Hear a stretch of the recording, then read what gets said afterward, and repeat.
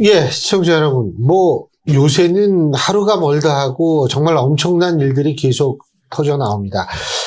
사실 우리가 제일 우려해야 될 거는 지금 이 남쪽 지역에서 벌어지고 있는 이 산불 문제, 이거 정말 큰 걱정입니다. 오늘도 비가 내렸다고는 하지만 완전히 조금밖에 안 내려가지고 이게 산불 진화에 큰 도움이 안 된다고 하죠. 참 여러 가지 걱정이 많이 됩니다. 이럴 때 우리한테 제일 필요한 것, 여러분 뭐라고 생각하십니까? 저는 바로 공감이라고 생각합니다. 지금 피해를 받고 이재민이 된 바로 경상도 일대에 있어서 이 주민들과 우리가 같이 공감을 할 때 이분들한테는 큰 위로가 된다라는 점 우리가 꼭 기억해야 될 것 같고요. 정치권도 지금 난리죠. 그렇습니다. 어제 더불어민주당 이재명 대표에 대한 2심 선고가 내려졌는데 여러분 잘 아시다시피 무죄 판결이 나왔습니다. 저는 법원의 판결이 이렇다 저렇다 말씀드리려고 하는 것은 아니고요. 많은 사람들이 예상에서 벗어났기 때문에 상당히 놀라시는 분들도 많았을 거라는 생각이 드는데요. 오늘 이 부분 과연 야권 정치인들은 어떻게 바라보고 있는지 직접 얘기를 들어보는 시간을 갖겠습니다. 새미래민주당의 전병헌 대표 나와 계십니다. 안녕하십니까? 네, 안녕하세요. 반갑습니다. 예. 어제 어떻게 보셨어요? 이재명 대표 판결? 충격적이고 황당하게 봤죠.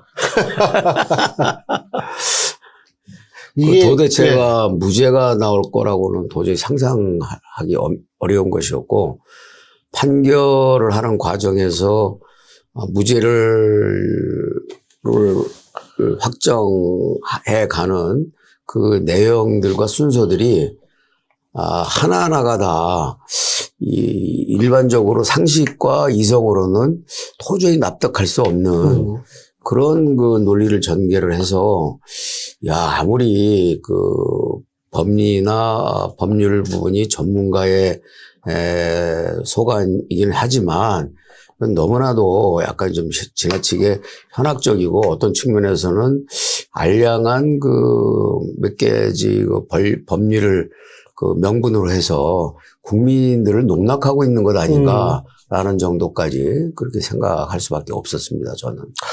근데 이제 일단은 2심에서 무죄가 나왔는데 이게 우리가 일반적으로 생각한다면 조기 대선이 있다라고 가정을 했을 때 대선 전까지 이재명 대표의 사법 리스크 중요한 건 치워졌다 이렇게 볼 수 있는 거 아니겠어요? 치워졌다고 볼 수는 있겠지만 워낙에 지금 중요한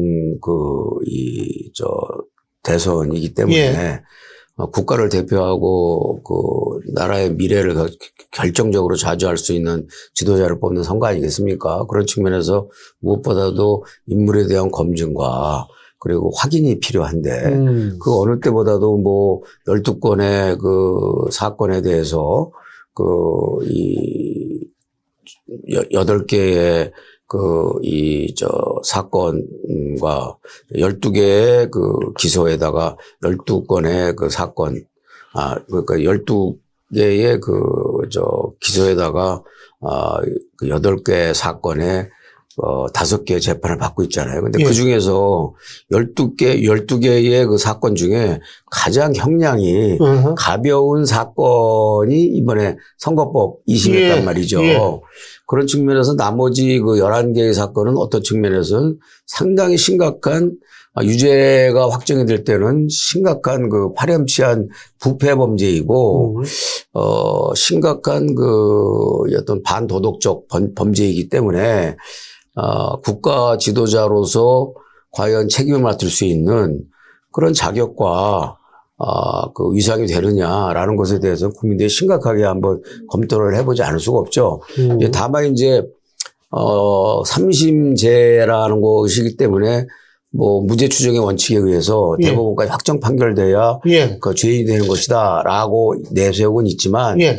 사실은 이제까지 이미 이제 국힘당은 여전히 이 룰을 갖다가 유지하고 있는 것으로 알고 있고요. 예. 민주당도 이미 기소가 되면은 공직 후보자의 피선거권이 없는 것으로 그렇게 오랫동안 전통이었거든요. 예. 그리고 정치권에서의 관행이고 또 그것이 맞죠. 왜냐하면 기소를 받아서 수사와 재판을 받아야 되는 사람이 공직선거에 나간다는 것은 17대 대선 때 이명박 당시 한나라당 후보가 그 논란이 있었던 걸로 그렇죠. 기억합니다. 근데 그거는 이제 대선이 된 예. 후보가 된 뒤에도 예, 예. 그런 이제 논란이 그렇죠. 있었는데 예. 그 전에 민주당의 제가 민주당을 예. 함께 건설해온 사람이기 때문에 민주당의 당원 당규에는 기소가 되면 공천 후보자로서 기본적으로 말하자면 원천 컷오프 대상이었어요. 자격 예. 상실이었어요. 근데 이재명 후보가 지난 대선 끝나면서 국회의원 선거 나오고 이미 국회의원 선거 나올 때 여러 가지 기소의 그런 의심과 가능성이 많았기 때문에 이른바 강성파들을 앞세워가지고 홍위병들을 앞세워서 말하자면 당원 당규를 바꿔서 기소가 돼도 예. 공직 후보자로 나올 수 있게 만들어 놓고 그다음에 1심 재판에서 1심 유죄까지 받으면 못 나오게 돼 있던 것을 예. 한 번 더 고쳐서 3심까지로 이렇게 만들어 놓은 것이 오늘날의 지금 민주당의 룰인데 전형적인 이재명 대표만을 위한 위인 설관이고 매우 부도덕한 그런 룰이라는 점에 있어서 민주당의 이와 같이 관행을 깨고 부도덕한 룰에 근거해서 나온 후보자에 대해서 국민들이 어떻게 판단하고 심판할 것인지에 대해서는 별개의 문제다. 그렇게 보여지고요.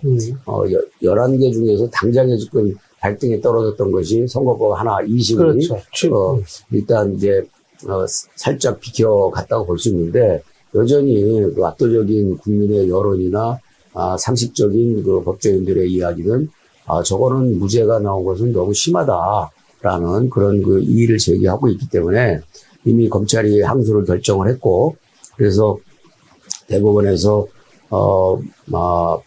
3심이 이루어진다면 뭐 충분히 또 한번 역전의 드라마가 나타날 수도 있다 이렇게 생각을 합니다. 제가 들었는데 1심에서 실형 플러스 집행유예를 받았던 피고인이 2심에서 무죄 판결을 받은 게 2021년부터 2023년까지 전부 통틀어서 1.7%밖에 안 된다는 거예요. 예. 지금 그 정도 어려운 확률을 가지고 이제 이재명 대표가 했는데 그러면은 지금 어떻게 보세요? 이 더불어민주당 내에 이 대선 장병들 있잖아요. 네. 이분들은 어떻게 되는 건가요? 저는 지금 대선 잔명들이 지금부터라도 자기 목소리를 내면서 이재명 대표에게 대선 출마를 포기하라고 요구를 하든지 아니면 맞짱을 뜨든지 아니면 지금 민주당 내에서 이재명 대표와 정상적인 경선을 해서 이길 가능성은 거의 없어 보이기 때문에 네. 민주당의 부패한 낡은 껍질을 깨고 나와서 제3지대에서 새로운 틀을 만들어서 국민들한테 선택을 좀 다양하게 제공을 하든지라는 그런 결단을 해야 될 시기라고 생각해요. 그런데 지금 이제까지 하는 걸 보면 민주당 두꺼운 껍질 내지는 기득권 체제를 그냥 뒤집어 쓰고서 혹시라도 이재명 대표가 말씀하신 것처럼 범죄 리스크, 사법 리스크로부터 아웃당하게 되면 그 수혜를 본인이 한번 봐야 되겠다라는 상당 부분 기회주의적인 태도에서 크게 벗어나지 못하고 있기 때문에 제가 며칠 전에 그런 지적도 했습니다만 굳이 그 많은 인물 중에서 가장 사법 리스크가 12기업의 사법 리스크를 지고 있는 후보를 그렇게 고집하는 민주당에 남아서 여전히 지지부진하게 미적지근하게 있는 잠룡이라면 그건 잠룡이 아니다. 허룡, 공허, 빌허자 허룡이나 패배할 패자 패룡에 불과한 것이다. 그래서 지금 현재 시간이 갈수록 이재명 대표, 이재명의 당내에서의 잠룡이라는 것은 존재하지도 있을 수도 없는 그냥 의미 없는 허공에 불과하다. 지금 그런 지적을 제가 했죠. 근데 지금 소위 말해서 이재명 이게 대선 잠룡이라고 하는 분들이 그러니까 간단히 얘기한다면 대선을 포기하든지 예? 네. 그러면 민주당 안에 있든지 이게 제3의 플랫폼에서 뭘 하든지 해야 된다는 말씀이신데 새누리민주당이 그 제3의 플랫폼 역할을 할 수 있는 거 아니에요? 우리가 그렇게 하기 위해서 나와서 예. 그 이재명 대표의 부도덕성과 예. 그리고 국민적 상식에 입각한 여러 가지 이 비판과 지적을 지속해서 해오고 있는 것이죠. 또 윤석열 정권에 대해서 가차없는 비판도 동시에 하면서 그런데 이재명 민주당과 이재명 위국체제에 대해서 정치권에서 그렇게 신랄하게 공격하는 그 정파들이 드물다 보니까 저희들이 뭐 민주당과 이재명만 공격하는 것처럼 이렇게 착각과 오해를 받고 있는데 이재명과 민주당에 대한 지적과 공격 못지않게 윤석열 정권에 대한 폐악과 공격의 지적에 대해서도 똑같이 하고 있죠. 그리고 저희들 입장에서 플랫폼 역할을 하겠다라고 자행을 하는데 저희들 스스로가 플랫폼 역할을 하는 것 자체가 우리 정당이 이낙연이라는 지금 현재 명실상부한 야권의 이재명 다음에 2위 후보를 저희가 품고 있기 때문에 이 야권 2위 후보를 품고 있는 정당이 플랫폼을 하겠다라고 나서면 뭔가 기득권을 염두에 둔다든지 또 불공정성에 대한 의심을 둔다든지 그렇게 할 수 있기 때문에 민주당에서 나와서 그 스스로 나름대로의 하나의 그 세력이나 정파를 만든 뒤에 그 새 민주당하고 통합하는 그 과정을 통해서 시너지도 나고 그리고 공정하게 그 후보를 가려내서 하자 없고 깨끗한 민주적 정통성과 역사성을 가진 제대로 된 정상적이고 상식적인 후보를 뽑아내자라는 것이 이제 저희들이 제안하고 있는 것이고 기대하고 있는 것이죠. 근데 조국 혁신당이 또 자기네가 하겠다고 그러는 거 아니에요? 자기네가 하겠다는 게 아니라 이제 민주당의 어떤 기득권에서 여전히 미련을 못 두고 있는 예. 일부 이제 그룹들이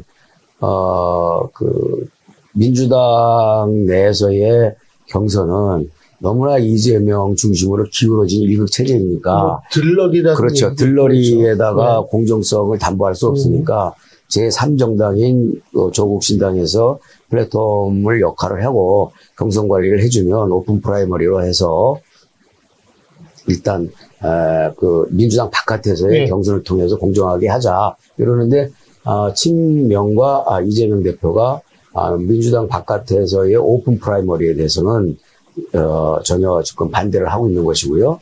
또 제가 알고 있기로 조국 신당에서는 조국 혁신당에서는 기본적으로 이재명 대표가 참가하지 않는 오픈 프라이머리를 자기네들이 플랫폼 역할을 하기에는 곤란하다라는 그런 입장을 보이고 있는 것으로 알고 있어요.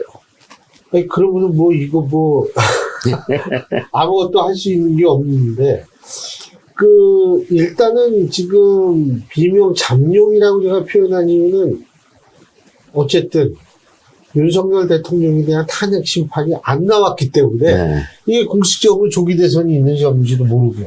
이게 조기 대선이 있는지 없는지 모르는 상태에서는 지금 민주당도 그렇고 국민의힘도 그렇고 잠룡이라는 표현밖에 못 쓰는데 아니 근데 이거 왜 이렇게 늘어져요? 뭐라고 보세요? 글쎄요, 저희들이 특별한 그런 정보가 있는 것은 아니지만. 정보는 아무도 없어요. 나름대로의 그 감각과 추론을 해보면, 우리 한덕수 총리 대행에 대한, 대통령 대행에 대한 그 기각 결정에서, 여러 갈래로 쪼개졌듯이 지금 그 8명의 헌법재판관들이 각양각색의 주장과 입장을 굽히지 않고 있고, 그러한 나름대로의 주장과 입장들이 하나로 모아지는 과정이 있지 못하다. 이렇게 보여지는 것 같고요. 특히, 거기에서 코디네이션 역할을 해야 될, 문영배 소장 권한대행이 또 대행의 리더십이나 어떤 사법적 내공이 다른 그 헌법재판관들을 리드할 만한 그런 그 무게감이나 그런 역량과 실력을 못 갖추고 있는 것 아닌가. 솔직히 전 그런 생각이 들어요.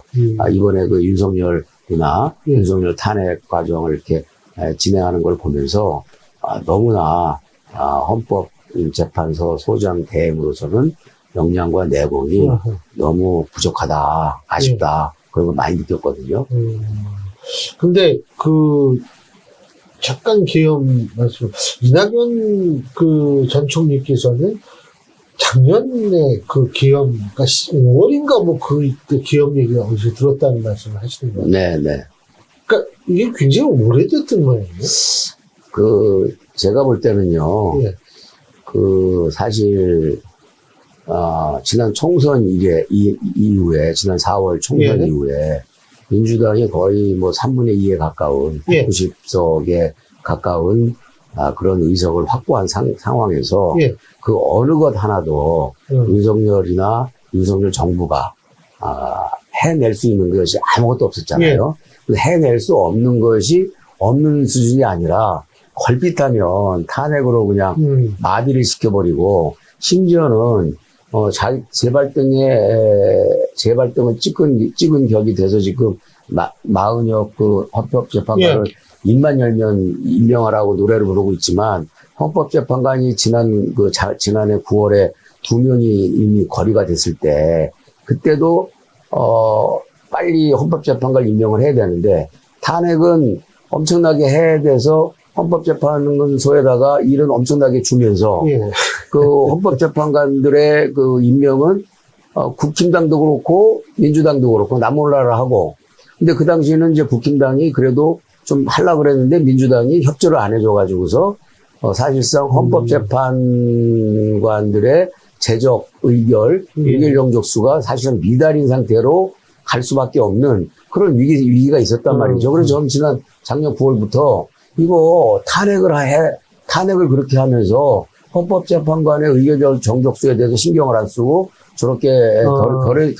결혼된 것을 무관심하게 방치한다고 한다면 저거는 사실상 탄핵시켜놓고 그리고 탄핵이 되면은 그 직무가 정지되는데 직무 정지 상태를 무한대로 끌고 가겠다라는 그런 고의적이고 의도적인 국정 마비의 음모가 있는 것 아니냐, 민주당에. 그리고 국민의힘은 그런 부분에 대해서 정신 차리고 빨리 민주당은 최근에서 헌법재판소 거리된 그 재판관들을 신속하게 임명하도록 해라. 라고 저는 몇 번 얘기를 했어요. 지난해 9월 달에 이미. 근데 그때 전혀 신경을 안 쓰고 저는 솔직히 민주당이 그런 심보가 있었다고 생각해요. 그러다가 이제 뜻밖의 그 윤석열이 탄핵이라는 치명적인 그 자충수를 두면서 헌법재판소가 빨리 돌아가야 되니까 부랴부랴 이제 뒤늦게 이제 그 재판관들을 결혼을 임명을 하고 지금 40여까지 임명을 하고 지금 밤낮 없이 노래를 부르고 있는데 그런 상황이고요. 그런 상황이다 보니 그 작년 4월 총선 이래로 윤석열 정부 입장에서는 정말로 천지사방이 꽉 막힌 느낌을 가질 수밖에 없었을 것이다. 더군다나 윤석열이라는 캐릭터가 그 협상과 타협 그리고 설득과 그 대화 이런 것에 능숙한 사람이 아니고 그냥 자기가 생각한 대로 그냥 마구잡이식으로 그냥 만독할 가지고 정거를 헤쳐나가듯이 직진하는 식으로 이 검찰 수사관 중에서도 검사 중에서도 가장 무자비한 그 수사로 유명했던 분인데 자기 멋대로 수사를 했던 분인데 그런 사람이 그 자기가 대통령인데 명색이 그 1인 지상의 자리에 많이 지상의 자리에 있게 돼버렸는데 아무 일도 할 수 없으니 얼마나 답답했겠어요. 그러니까는 우리가 상식적으로 보면은 옛날식으로 계엄령이라도 해서 말이지 이거 좀 어떻게 이 발목을 이렇게 발목만 잡는 게 아니라 사지를 꼭꼭 다 묶어서 꼼짝달싹 못하게 하는 거대 야당을 어떻게 좀 한번 해볼 수 없을까라는 유혹을 되게 많이 느꼈겠죠. 그래서 그런 이야기를 좀 가끔 수시로 해온 것이 아닌가. 그리고 그런 이야기들이 살짝살짝 흘러나온 것들이 정치권에 흘러다니면서 했지만 그러나 그때 그런 이야기를 흘러다니는 얘기를 들었다 하더라도 워낙에 세상이 계엄령하고는 동떨어진 그런 민도와 우리가 그렇죠. 민주주의 수준이기 때문에 그럴 수는 없을 것이다. 그렇죠. 라고 했는데 설마 했는데 그렇게 생각 못하죠. 예. 설마 했는데 역시 그 윤석열이라는 분이 이게 약간 이 현실적 감각이 동떨어져 있는 분이라 엉뚱한 그런 자충수를 두었다고 보여져요. 근데 지금 아까 민주당이 더불어민주당이 마흔역 후보자 임명훈 씨하고 빨리 하라고 그랬는데 이게 이재명 대표가 2심에서 이제 무죄가 나왔으니까 막 이렇게 빨리 하라고 얘기하는 건 좀 줄어들 거라는 분석도 있던데 어떻게 보세요? 상대적으로 좀 그럴 가능성이 높다고 좀 봐요. 느긋해지는 거죠? 약간 느긋해지는 부분이 있겠죠. 그리고 그렇게 사실 윤석열 대통령의 저는 탄핵은 그냥 뒀으면 벌써 탄핵이 됐을 거라고 생각해요. 근데 이재명 대표의 일관된 그 두 길이 하나는 자기의 범죄 리스크를 면피하고 피해가는 거. 예. 그게 지상 과제고 예. 두 번째는 범죄 리스크를 피해서 어떻게 해서라든지 대통령을 해야 되겠다. 대통령을 해야 되겠다는 것은 두 개의 그 의미가 있겠죠. 하나는 권력에 대한 집착이 하나가 있는 것이고 두 번째는 12개의 혐의에 대해서 예. 방탄을 하려면 대통령직만큼 완벽한 방탄복이 없으니까 그래서 더욱더 간절하게 집착할 수밖에 없는 상황이라고 보여지는데 그럼에도 불구하고 지금 이제 일단은 당장에 급한 불은 껐으니까 조금 느긋해질 가능성이 있다. 그러나 그 전까지는 너무나 다급하고 선거법 2심 선고와 탄핵과 그렇죠. 시소 게임을 벌인 거 아니겠습니까? 그런 과정에서는 어쩔 수 없이 초조하게 마구잡이로 채찍질을 휘두를 수밖에 없고 쌍탄핵까지 나왔는데 아마 결과적으로는 이번에 그 사법부에서 일종의 1차적으로 이제 일단은 잠정적인 면죄부를 줬기 때문에 그렇게 이제 조급하게 서두르지는 않을 것이다. 그리고 이제까지 조급하게 서두른 결과 오히려 스텝을 더 꼬이게 하고 탄핵을 오히려 더 지연시키는 그런 부작용만 초래했다는 것도 본인들도 조금 알기 시작하지 않을까. 그런 측면에서는 지나치게 그렇게 재촉하지 않을 것이다. 이렇게 보여져요. 근데 이제 마흔역 후보자 문제는 계속 주장을 하고 있고 앞으로도 할 것 같은데 대표님 제가 좀 여쭤보고 싶은 게 탄핵, 인용, 각하 어떤 게 어떻게 될 것 같으세요? 저는 상식적으로 보면 탄핵 되는 게 맞다고 봐요. 예. 그런데 지금 이번에 이재명 선거를 보면은 모든 것을 다 이렇게 의심이 갈 때는 다 피의자를 중심으로 해서 판결을 하겠다라는 그런 논리를 일관성 있게 적용을 했잖아요. 그런 측면에서 보면은 윤석열 탄핵 부분에 있어서도 상당히 그런 부분들이 많아요. 첫째는요, 제가 볼 때 그냥 내비뒀으면 탄핵인데 첫째는요, 홍장원 씨의 메모와 증언. 가장 치명적으로 결정적인 게 홍장원의 메모와 증언, 그다음에 곽정근 사령관의 증언인데, 홍장원의 메모와 증언이 엄청나게 오염됐다는 것은 우리가 확인됐잖아요. 메모가 한 장이었는 줄 알았는데 네 장이라는 게 나왔고, 그리고 본인이 메모를 실외에서 했다고 했는데 실내에서 했다고 돼 있고, 그것도 왔다리 갔다리 하다가 자기가 투약 중이어서 헷갈린 점이 있다라고 해갖고서 스스로 본인의 진술을 부정을 했단 말이에요. 완전히 오염이 된 거죠. 그리고 무엇보다도 메모한 그 다음날 국정원장을 만나서 첫 마디가 이재명 대표하고 통화를 하라고 권유를 했잖아요. 그거는 자기는 이미 이재명 대표한테 투항을 했으니까 자기의 일본 보스도 이재명하고 통화를 시켜가지고서 이재명한테 투항시키도록 하기 위한 그런 정치적인 의도가 좀 잠겼다고 봐요. 그래서 이 사람은 이미 정치적으로 심각하게 오염된 사람이고, 그렇기 때문에 메모에서부터 시작해서 진술 자체가 거의 오염 정도가 아니라 오물이다. 저는 그렇게 판단이 되고요. 그런 점에 있어서 아주 치명적으로 결정적인 증언을 한 홍장원의 증언은 상당히 증거의 결정력으로 과연 헌재가 인정을 할 것이냐. 두 번째, 곽종근 사령관도 예. 녹취록이 나왔잖아요. 동창하고 그렇죠. 정말 인간적인 하소연을 하는 과정에서 좀 그러니까 안 됐더라고요. 예. 인간적인 하소연을 과정에서 나를 내란죄로 엮는단다. 그 양심 고백 안 하면 예. 이렇게 얘기를 했는데 예. 그거를 나는 충분히 그렇게 회유 당할 수 있다고 봐요.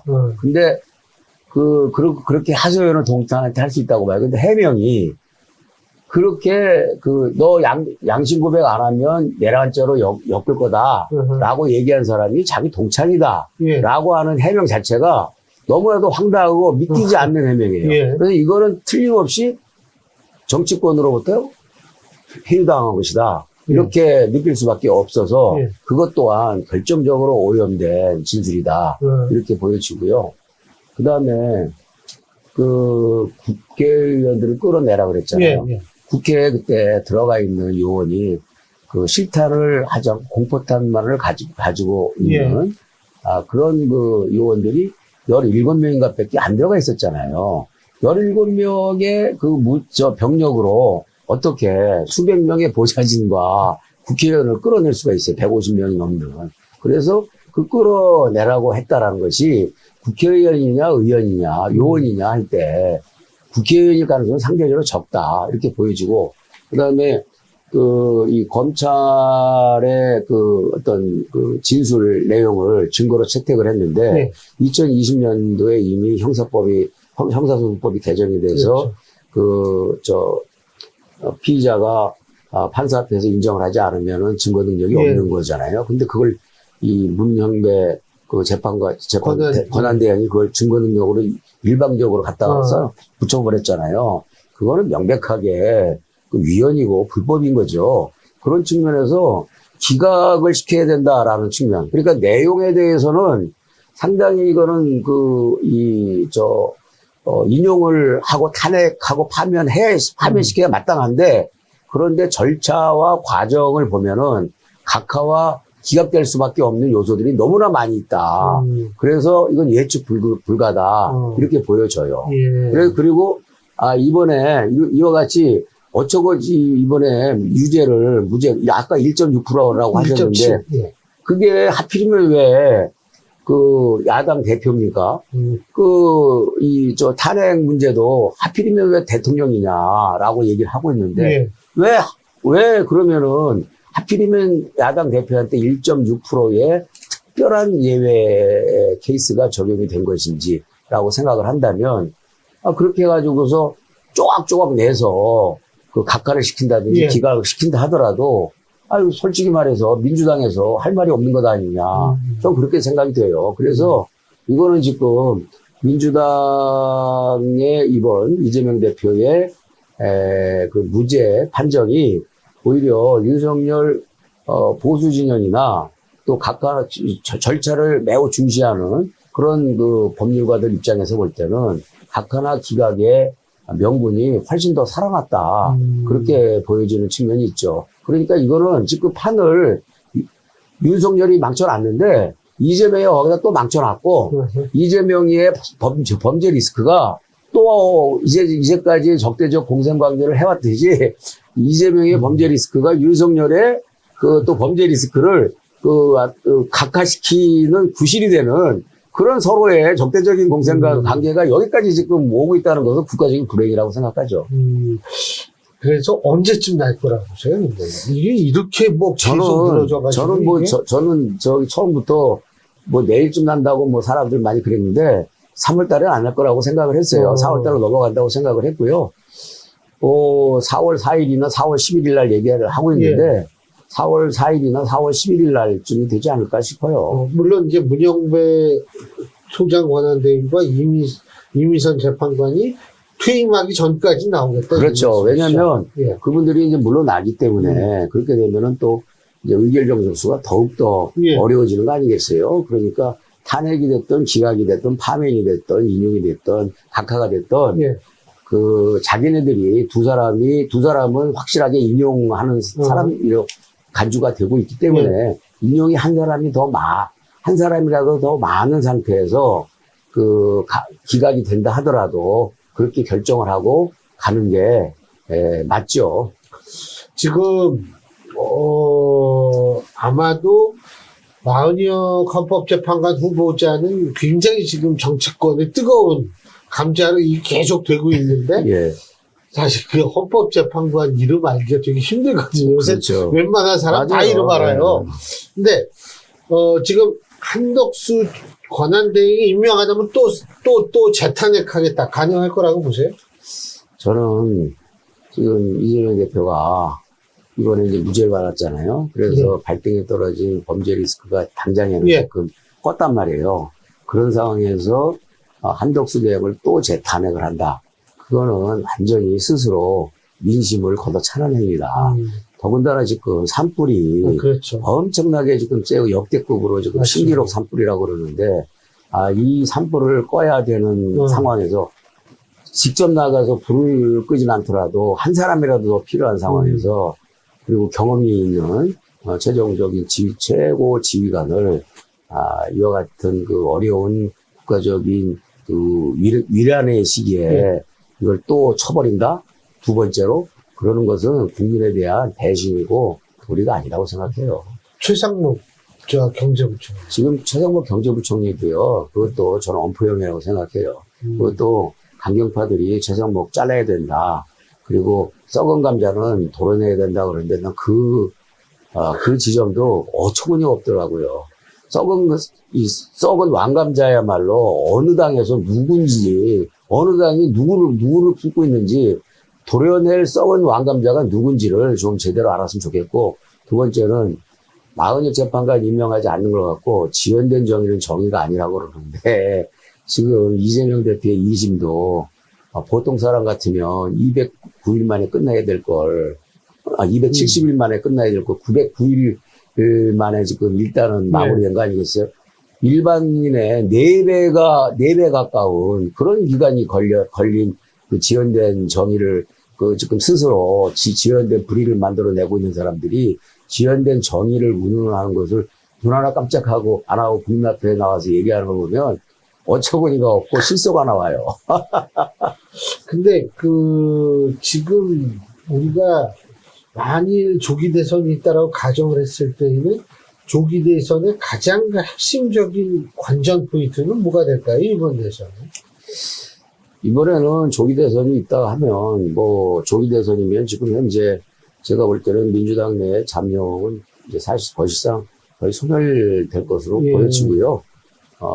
지금 이쪽 야권에서는 이낙연 대표 한 사람이 남아있게 될 것 같고, 나머지는 국힘당인데, 결국은 지난번에 0.74%였지 않습니까? 지금 이낙연 대표가 10% 안팎의 지금 지지를 보이고 있기 때문에, 아마 이제 후보로서 확실한 선언과, 이준석 대표처럼 그렇게 이제 포지션을 분명히 하면 조금은 더 올라갈 거라고 보여지고요. 그런 점에 있어서, 우리 새민주당이 과연 어떻게 캐스팅 보트를 행사할 것인가, 어떤 권력을 만들어낼 것인가, 라는 것이 가장 중요하다고 보고요. 저희들 입장에서는 개헌연대가 지금 어느 때보다 더 필요하다. 이와 같이 제왕적 대통령제 가지고서는 단순히 이게 사람의 문제만이 아니다라고 하지만, 기본적으로, 사람의 문제가 아닐 뿐만 아니라 그 이전에 제도의 문제라는 것이 역대 87년 체제 이후에 쭉 증명이 됐기 때문에 분권형 대통령 중심제로 바꿔야 될 필요가 있고, 그 다음에 양당 제도라는 게 이와 같이 AI 시대, 그 다음에 실시간 정보화 시대에 있어서의 양당 제도는 이제는 맞지 않다. 다원화되고 극단적인 다원 중심적이 되고 개인 미디어 시대에 양당제는 치열한 양극화 대치만 가열시킨다는 것이 그동안 양당제의 모범적이고 모델인 그런 지금 미국조차도 이런 부작용이 나타나고 있지 않습니까? 그래서 다당제가 다원화된 사회의 입장이나 시스템을 반영하는 데 가장 효율적이라는 것이 지금 입증되어 있기 때문에 다당제를 만들어내는 선거제도의 개혁, 그리고 또 분권화된 대통령제의 개헌, 이 두 가지를 통해서 이제는 정치 혁신과 정치 혁명을 이루는 게 대단히 중요하다 이렇게 보여지고요. 그런 측면에서 다음 대선은 이와 같은 공약을 내거는 그런 후보들과의 합정연회, 이것이 가장 중요한 포인트가 아닐까 이렇게 생각이 듭니다. 예, 알겠습니다. 근데, 글쎄요, 이게 언제 끝나게 될지도 모르는데, 일각에서는. 설마 저는 그럴 리는 없다고 생각하는데, 4월도 넘긴다, 이렇게 되면 진짜 이건 끝이 안 보이는데, 어쨌든 좀 이렇게 붕 떠 있는 거를 우리 마음도 가라앉히고, 정치권도 좀 예측 가능한 정치가 될 수 있게끔 하루빨리 됐으면 좋겠네요. 네. 예, 오늘 말씀 여기까지 듣죠. 고맙습니다. 네, 감사합니다. 예. 지금까지 새미래민주당의 전병현 대표와 함께 했습니다.